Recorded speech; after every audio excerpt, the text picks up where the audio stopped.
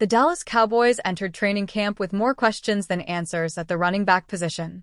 After a 2024 offseason that saw Rico Dowdle depart in free agency, the team appears to have completely revamped the running back room. As training camp progresses, HC Brian Schottenheimer has begun to show genuine enthusiasm about what he's seeing, particularly from rookie running backs Jaden Blue and Phil Mafah.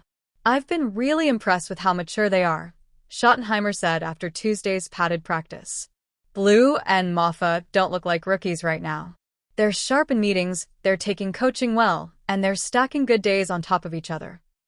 With a logjam at the top of the depth chart, the Cowboys may find themselves with a better backfield than originally anticipated. Miles Sanders. Miles Sanders signed a short-term deal with Dallas this offseason after an injury-plagued and underwhelming stint in Carolina.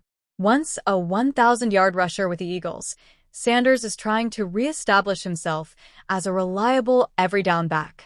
He's been working primarily with the first team, showcasing his improved vision and pass-catching ability. "He's healthy, and that's the key," Schottenheimer said.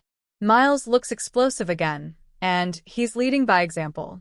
Sanders is the most experienced back on the roster, but he'll need to hold off some hungry challengers to remain RB1 into the season. Javonte Williams. After flashing early in his career with the Broncos, Javonte Williams joined the Cowboys looking for a fresh start. Still only 25, Williams brings a physical edge and surprising burst, though questions about his durability linger.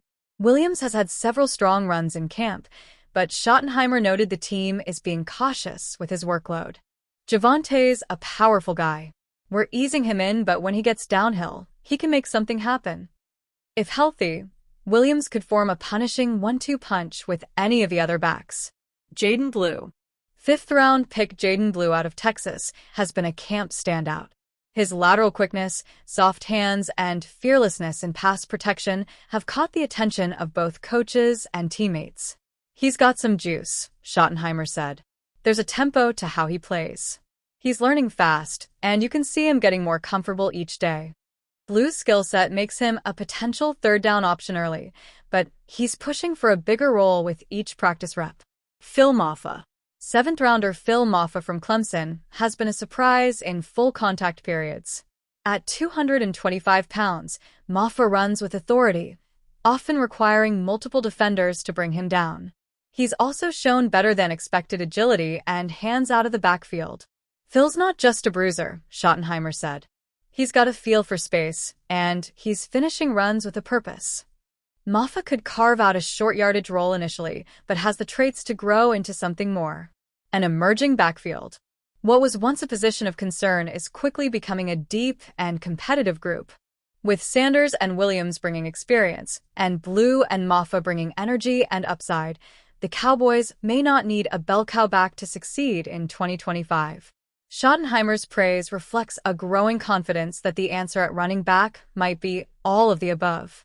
Anytime one of the NFC East teams has bad news surrounding them, it usually makes the Philadelphia Eagles smile, outside of an injury, of course. Well, the Dallas Cowboys once again brought headlines at their training camp when a massive fight broke out on the practice field. That resulted in new head coach Brian Schottenheimer expressing his frustration and laying into his players. "You want to fight? Let's King fight. Get your ass on the sideline," Schottenheimer said via John Machota of The Athletic. Too much fighting, and Cowboys coach Brian Schottenheimer isn't happy. "You want to fight? Let's King fight. Get your ass on the sideline." He's making them run. Chaos in Dallas is great, but this is actually bad news for the Eagles. Some Eagles fans might be thinking, why is this bad news for the Eagles? Granted, the Cowboys have not had much good press in training camp, from the reports of their frustration with their rookie running back Jaden Blue to owner Jerry Jones taking a shot at Micah Parsons while they try to work out a new contract with him. All of this has been great to watch from outside of Dallas, but Schottenheimer setting the tone and making his team run at training camp is showing a change in the guard. Schottenheimer's hiring was criticized by nearly everyone as a desperate move since most of the best candidates were off the table. What Schottenheimer is demonstrating is that he's no longer going to tolerate the average play of his Cowboys team. He wants them to focus more on getting better instead of fighting. That culture shift is bad news for the Eagles. Most likely, the Eagles won't sweat it too much as they focus on their concerns during training camp, with an offense trying to find its groove from the start. The good news is that the Eagles are known for being a slow-starting team that picks up steam at the end, as they did last year. Philly and Dallas open the season against each other on the first Thursday of the NFL season. Eagles fans will see if the Cowboys have truly changed or if they are the same team they blew out twice in 2024. This is intriguing. Washington Commanders wide receiver Terry McLaurin reportedly is unhappy with the state of his contract negotiations. He wants an extension worth more than $30 million per season, and the Commanders have been unwilling to give him that much money, which means he might be available in a trade. And the 49ers would be the top trade destination for McLaurin if he were to get traded, according to Sports Illustrated. After sending wide receiver Deebo Samuel to Washington earlier this offseason, perhaps the 49ers can get some pass-catching help back in a follow-up deal for McLaurin, writes ESPN's Mike Kadlick.